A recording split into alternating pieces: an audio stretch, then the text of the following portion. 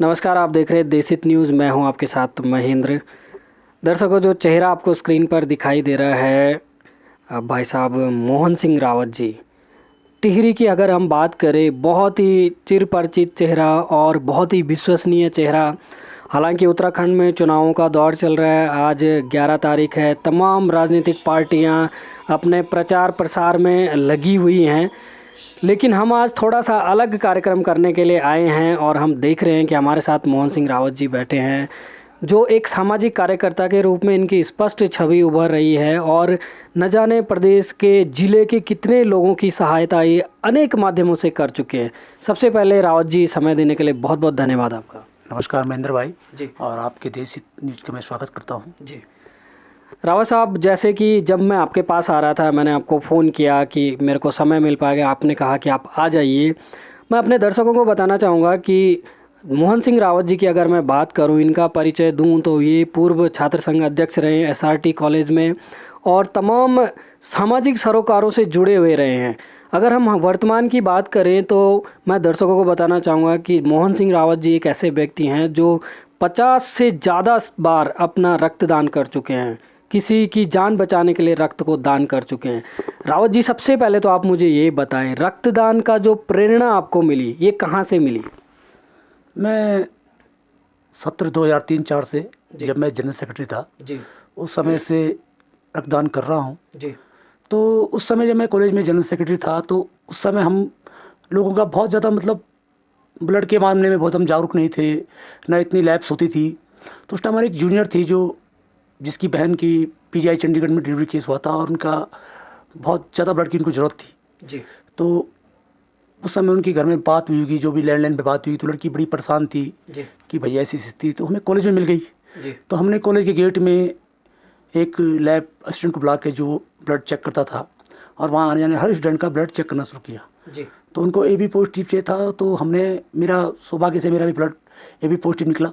तो ऐसे हमने 10 लड़कों को इकट्ठा किया। जी, तो हम वहाँ से उसके बाद PGI चंडीगढ़ निकले। जी, लेकिन जब हम PGI चंडीगढ़ जब हम पहुँचे जी, तो हमारी दुखद बात ये थी कि वो बहन अपना जीवन खो चुकी थी। जी, तो उस दिन मुझे एहसास हुआ कि हमारा ब्लड कितना ज़रूरी है और अगर हम समय पे पहुंच जाते या उन्हें समय ब्लड मिल पाता जी, तो निश्चित तौर पे आज उनको अपने जीवन से हाथ नहीं धोना पड़ता।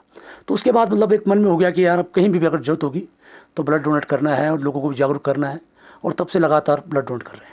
आपने 50 बार रक्तदान किया है। आपके अलावा आप एक लगभग आपके साथ बहुत सारे युवाओं की टीम जुड़ी हुई है। आपको क्या लगता है कितने लोग आपके साथ रक्तदान कर चुके हैं? आपके साथ जो जुड़े हुए युवा हैं, कितने लोगों को से आपने अभी तक करवाया है? 50 बार तो आप स्वयं कर चुके हैं। देखिए, हमारी एक टीम है जी, जिसमें सभी लोग जुड़े हुए हैं, कोई ऐसी कोई व्यक्ति विशेष कोई टीम नहीं है। जी, 4-5 लोगों की हमारी टीम है जिसका पूरा डाटा मेरे पास उपलब्ध है। जी, और जब भी कहीं पे ब्लड की जरूरत पड़ती है जी, तो हम अपने किसी भी युवा को जिसका ब्लड होता है, क्योंकि उनकी डिटेल हमारे पास होती है, जी, तो वो लोग ब्लड डोनेट करते हैं। और आप विश्वास नहीं करेंगे, साल भर में कम से कम 300-400 बार हम ब्लड डोनेट हमारी पूरी टीम करती है। जी। मोहन सिंह रावत जी, हमने देखा कि सोशल मीडिया के माध्यम से आप लगातार जुड़े हुए रहते हैं लोगों के साथ, और जब भी आप ब्लड डोनेट करते एक फ़ोटो सोशल मीडिया पर आता है, कई व्यक्तियों के फ़ोटोज़ हमने देखे। मैं जान सकता हूँ कितने लोगों को ब्लड देने से लगभग उनकी जान आप लोगों ने बचाई? कोई ऐसा प्रकरण याद है आपको?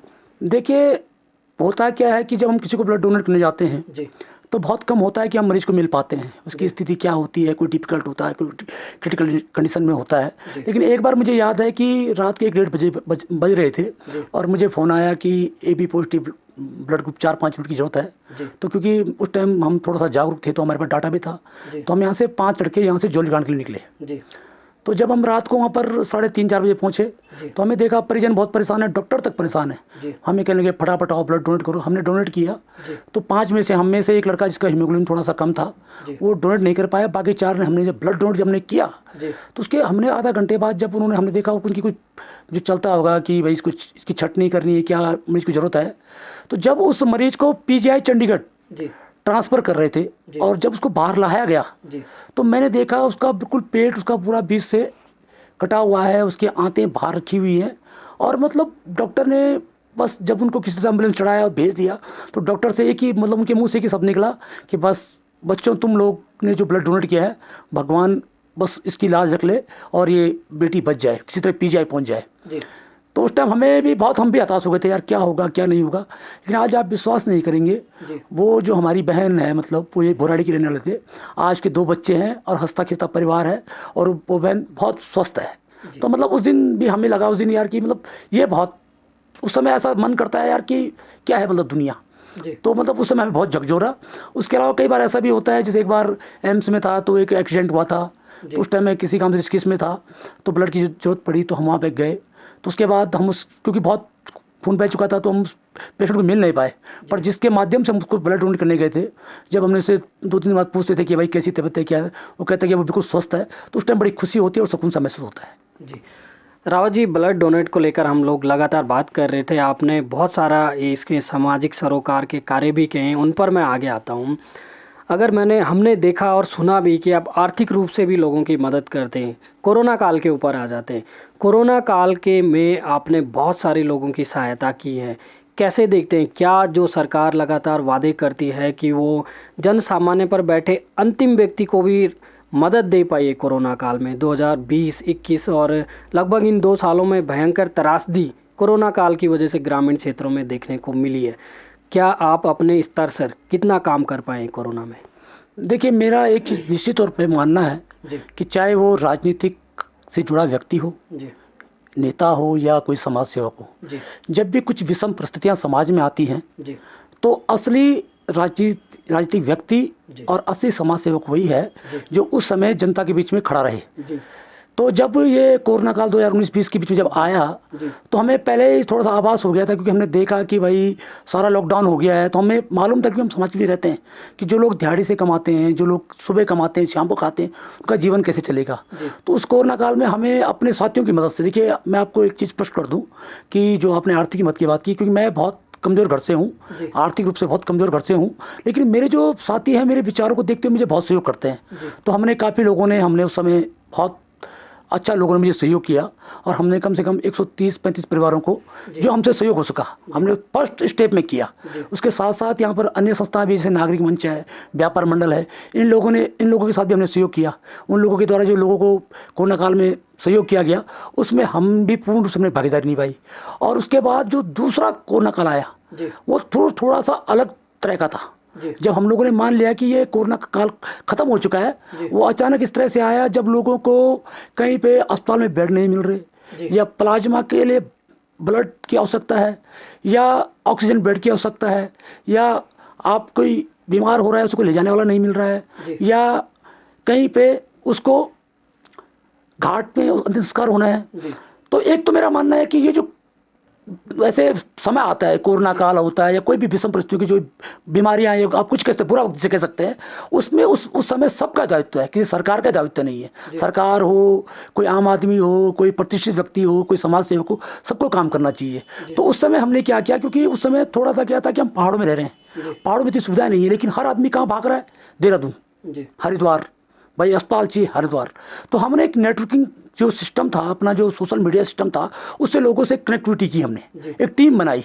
उसके बाद हमारा काम क्या हो गया कि किसी ने कहा भाई मुझे बेड चाहिए, मेरे बीमार है, तो हमने एक दूसरे से टच करके, कंफर्म करके, अस्पतालों से कंफर्म करके लोगों को वो सुविधाएं उपलब्ध कराई। जैसे नैन नगर में कोई बेड खाली है, किसी ने कहा भाई यहाँ से रेफर कर रहे हैं, हमने नैन नगर फ़ोन किया। किसी ने कहा भाई एम्स में ऑक्सीजन बेड है कि नहीं है, हमने वो कंफर्म किया। तो उसमें एक पूरी टीम थी, वो टीवी से भी लोग जुड़े थे, श्रीनगर से भी जुड़े थे, ऋषिकेश से भी जुड़े थे, हरिद्वार से भी जुड़े थे।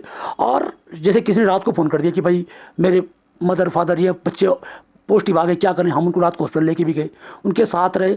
और यहाँ तक मैं आपको एक चीज़ बताता हूँ, जब घाट पे इतनी बुरी स्थिति थी, कम से टिहरी घाट पे तो कि 7 या 8 आदमी जब घाट पे साथ में जा रहे थे, तो 200 मीटर से पानी था। तो आप समझ सकते हैं उस समय उन लकड़ियों को ले जाने के लिए जो जिससे चिता बनाई जाती है, कितने चक्कर हमने ऊपर नीचे लगाए होंगे। तो उसके बाद फिर हमने कई लोगों को सलाह भी दी कि भैया ऐसा करो, रिस्क लेके जाओ, वहाँ पे लेबर मिल जाती है। तो इस तरह से हमने, चाहे किसी को ब्लड देना हो प्लाज्मा के लिए, चाहे ऑक्सीजन बेड देने की डिमांड किसी की हमने ढूंढवाया, चाहे किसी का ICU बेड किसी को ढूंढना, तो जितना प्रयास हमसे हो सका, हमारी टीम से उसका हमने किया। और हमें बहुत सुकून भी। आज मैं से कई लोगों को जानता हूँ जो ये कहते हैं यार कि अगर आप उस दिन हमारा उत्साहवर्धन ना करते तो निश्चित तौर पर हम हार मान गए थे। निश्चित तौर पर हमने भी देखा है कि आपने वास्तव में कोरोना काल में लोगों की बहुत मदद की है, चाहे वो आर्थिक रूप से हो, खाद्य सामग्री की बात हो, या फिर जैसे कि आपने बताया हॉस्पिटल में बेड दिलाना हो, या अन्य बातें। रावत जी, आगे बढ़ते हैं। हम लगातार आप सामाजिक सरोकार से जुड़े हुए हैं, लोगों को हितों को ध्यान में रखते हुए कार्य करते हैं। वर्तमान में आप ऐसे कौन कौन से मुद्दे हैं जिनको लेकर आप लगता है कि भविष्य में इन मुद्दों को आप और सुदृढ़ करना चाहते हैं? देखिए, मैं जब से छात्र राजनीति में आया हूँ जी। तो चाहे वो मेरा खुद का कैंपस रहा हो, एसआरटी कैंपस रहा हो, वहाँ पे बहुत सारी समस्याएं थी। जैसे मैंने कई कोर्स खुलवाए, कुछ कर्मचारियों को जब यूनिवर्सिटी ने हटाने की कोशिश की और तो उनको फिर वो यथावत वहाँ ज्वाइन करवाई। वहाँ पे मैथ्स खुलवाना हो, जिम खुलवाना हो, आपका ड्राइंग्स हो, बीबीए हो, एमए एजुकेशन हो, ये सब मैंने जब कोर्स कराए तो मैंने क्या आंदोलन किया, भूख हड़ताल की। जी। और जब उसका मुझे रिजल्ट मिला, क्योंकि संघर्ष से जो चीज़ मिलती है वो बड़े आदमी को मतलब कह सकते हैं कि बहुत ताकत देती है। जी। तो उसके बाद फिर मैं आगे बढ़ा, तो फिर मैंने चाहे वो शहर में जिला अस्पताल हो, यहाँ पे मैंने देखा ब्लड बैंक नहीं है, अल्ट्रासाउंड नहीं है, फिर हमने यहाँ भूख हड़ताल की, यहाँ पे 10-12 दिन की भूख हड़ताल की। तो यहाँ पे अल्ट्रासाउंड शुरू हुआ, ब्लड बैंक शुरू हुआ, जिसका आज हज़ारों लोग उसका लाभ प्राप्त कर रहे हैं। और अभी भी हमारी प्राथमिकता है कि इस अस्पताल को और सुदृढ़ बनाना है। यहाँ पर जैसे अभी ब्लड बैंक है तो अभी 20 यूनिट है मात्र, हम चाहते हैं यहाँ पे कम से कम 100 यूनिट हो। और जैसे अल्ट्रासाउंड है, अभी एक मात्र अल्ट्रासाउंड एक ही व्यक्ति करता है पूरे जिले के लिए। हम चाहते हैं यहाँ 2-3 मशीनें हों, अलग टाइम पे 2-3 आदमी लोगों को सुविधाएं मिले। ऐसे ही जहाँ फिजिक्स, यहाँ पे आपका आपने देखा होगा जैसे आंख के डॉक्टर हैं, मनोचिकित्सक डॉक्टर हैं, बहुत सारे मतलब हमारे कि जो यहाँ पे नौकरी कर रहे हैं जो लोग, ये 5,000-7,000 नौकरी कर रहे हैं, इनको भी अच्छा जब मिलेगा तो भी अच्छा कर पाएंगे। तो हमारी पहली प्राथमिकता तो सुविधाएं इस अस्पताल की हैं। इसके अलावा शहर में कूड़ाघर था, हमने उसके लिए भूख हड़ताल की। आज आप देख लीजिए, नेटरी अपने आप में एक पहला शहर है जिसके अंदर कोई कूड़ा घर नहीं है, जहाँ कोई कूड़ा नहीं गिरता। आज शहर का वातावरण बहुत स्वच्छ है। तो इस तरह से हमने जो पीजी कॉलेज न्यूट्री था, वहाँ पर हमने सीटें बढ़ाने के लिए आंदोलन किया, कॉलेज को पीजी का दर्जा दिलाने के लिए आंदोलन किया। इसी तरह नागरिक मंच के बैनर तले हमने शहर में पानी के लिए, साफ पानी के लिए और अन्य 17 सूत्री मांगों के लिए हमने भूख हड़ताल की, आंदोलन किया। तो निश्चित तौर पर इसी तरह से आगे भी मेरा लक्ष्य है कि शहर की जितनी समस्याएं हैं उसके समाधान के लिए, चाहे वार्ता के माध्यम से, चाहे किसी आंदोलन के माध्यम से, मैं जब तक मेरी सांस है, जब तक मेरे जीवन की, मेरे आखिरी रक्त की आखिरी बूंद है, मैं उसमें संघर्ष करता रहूँगा। और ये जो संघर्ष है, ये संघर्ष मेरे जीवन का संकल्प है। जी। रावत जी, आपने इसके लिए समय दिया, मैं तहे दिल से आपका आभारी हूँ। अंत में मैं जानना चाहता हूँ, हालांकि अभी तमाम राजनीतिक सरगर्मियाँ पूरे प्रदेश में चल रही हैं और 10 तारीख को उसका रिजल्ट भी आ जाएगा, इस दौरान जनता को आप क्या संदेश देना चाहते हैं? क्योंकि आप राजनीति से ऊपर उठकर सामाजिक सरोकार की बात करते हैं, जनता को क्या संदेश देना चाहते हैं? देखिए, ये चुनाव लोकतंत्र में एक पर्व की तरह मनाया जाता है जी। और मैं चाहता हूँ कि ये चुनाव जो है ये बहुत साफ सुथरे हों और जनता भी इसमें बहुत साफ सुथरे रूप से भागीदारी करे और ऐसे प्रत्याशी को विजय बनाए जो वास्तव में जनता के हितों की पैरवी करते हों, जनताओं के लिए संघर्ष करते हों और जनता के हित में कार्य करता हूँ। मैं सबको बस सबसे यही अपील करना चाहता हूँ कि अच्छे प्रत्याशी को चुनाव जिताएं और उन्हें आगे भेजें। बहुत बहुत धन्यवाद रावत साहब हमसे बात करने के लिए।